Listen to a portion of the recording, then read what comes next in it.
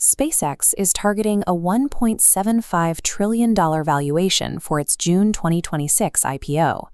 To justify this record-breaking number to public markets, the company's S-1 filing anchors its pitch on a sudden influx of AI compute revenue. Leading up to the filing, SpaceX's AI segment was a massive drain on cash. In 2025, the division posted a $6.4 billion operating loss, driven by high capital expenditures and hardware acquisition. But right before the IPO, a massive new line item appeared to balance the books, a $26 billion annualized revenue run rate, generated almost entirely by two sudden contracts with Google and Anthropic. Elon Musk's AI division is propping up SpaceX's corporate valuation by renting its core hardware to direct competitors in the race for artificial general intelligence. SpaceX built this $26 billion line item by monetizing a specific hardware constraint, skipping the multi-year development cycle typical of enterprise cloud providers. The physical source of this sudden cash flow sits inside a former Electrolux factory in Memphis, Tennessee. xAI converted this empty industrial building into an operational supercomputer known as Colossus I in exactly 122 days. They wired the first 100,000 GPUs in just 19 days.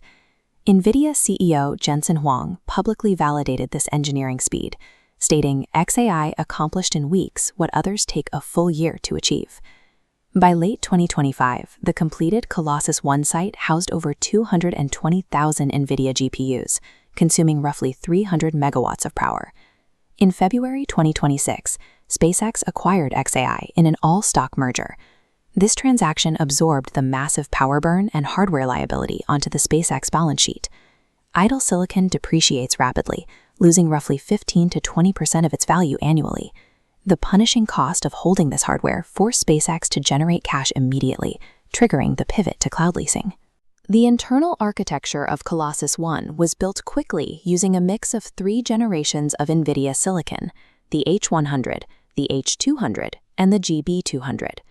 In distributed AI training, routing data through a mixed cluster creates the straggler effect. The system is throttled by its slowest components, forcing faster generations to idle while waiting for slower chips to complete their computations. This structural mismatch drove Colossus I's model flops utilization down to a highly inefficient 11. To stop the financial bleeding, Musk pivoted from AI developer to hardware landlord. In early 2026, Anthropic CEO Dario Amodei was managing a company experiencing 80x annualized revenue growth.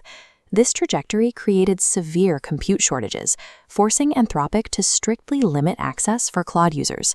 To solve their capacity crisis, Anthropic signed a contract in May 2026 to lease the entire underutilized Memphis facility for $1.25 billion per month. Dividing this by the available hardware establishes a baseline unit cost of roughly $3,800 to $5,700 per GPU each month. Anthropic accepted the flawed mixed silicon architecture because they use the Memphis facility for Claude inference, not model training. Inference is memory bandwidth bound. Generating text responses relies on how fast data can be moved out of memory, not on perfectly synchronized computational speed. This makes the mixed cluster perfectly viable for Anthropic's specific use case. The deal immediately resolved Anthropic's bottleneck. They raised API rate limits for developers the exact same day the Memphis hardware came online. By matching an inference workload to an asymmetrical architecture, Anthropic secured discounted bulk capacity. This converted xAI's technical liability into a $15 billion annualized baseline for SpaceX. The following month, an SEC disclosure confirmed that Google agreed to pay SpaceX $920 million per month for access to approximately 110,000 GPUs. This scatterplot plots the broader 2026 compute economy. Base neo-cloud providers cluster between $1,400 and $1,900 per GPU.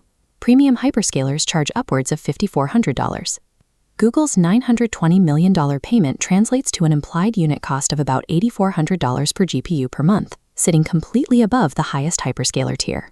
When compared to Anthropic's whole cluster lease, Google is paying a massive premium for guaranteed compute. Google is the single largest owner of AI compute globally, designing its own custom silicon and running one of the world's largest clouds. Yet they are paying absolute top-of-market rates to a neo-cloud competitor. Google is paying for what the industry calls bridge capacity.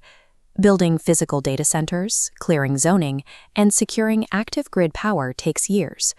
Google is paying this premium strictly to buy time. The compute economy is no longer constrained entirely by the manufacturing of silicon. Because SpaceX holds a monopoly on active power and rapid construction at the Memphis site, they can charge hyperscalers an extreme premium for immediate access. But as investors evaluate the $1.75 trillion IPO, they have to determine whether this new compute revenue is a permanent business model or just a temporary fix. SEC filings reveal severe cancellation clauses. After a lockup period ending December 2026, either party can terminate the Google contract with 90 days' notice. Anthropic has a similar exit structure. Furthermore, failing to deliver hardware by September 2026 gives Google an early termination right. SpaceX operates strictly as a hardware landlord, renting physical clusters. They lack the sticky software ecosystems, enterprise tooling, and integrated data platforms that keep clients locked into traditional cloud providers. The $26 billion run rate is highly fragile. It is a capacity lease. If Google or Anthropic turns out, SpaceX's $6.4 billion AI operating loss is instantly re-exposed. Musk's ultimate strategy is to bypass terrestrial power grid constraints entirely by moving all AI compute directly into space. In January 2026, SpaceX filed with the FCC to deploy up to 1 million compute-carrying satellites. The goal is to power these orbital data centers with free solar energy and zero-cost radiative cooling. Executing this infrastructure requires launching millions of tons of hardware. This vision relies entirely on the unproven, high-cadence reuse of the Starship vehicle. Cloud executives remain highly skeptical. Google's internal analysis calculates that physical launch costs must fall 5-fold before orbital data centers become economically viable. Until those launch costs drop, Starlink remains the only stable profit engine on SpaceX's balance sheet, generating $4.4 billion in operating income. The $1.75 trillion IPO valuation effectively bets that these terrestrial leases can support the balance sheet until the Starship-dependent orbital vision becomes viable.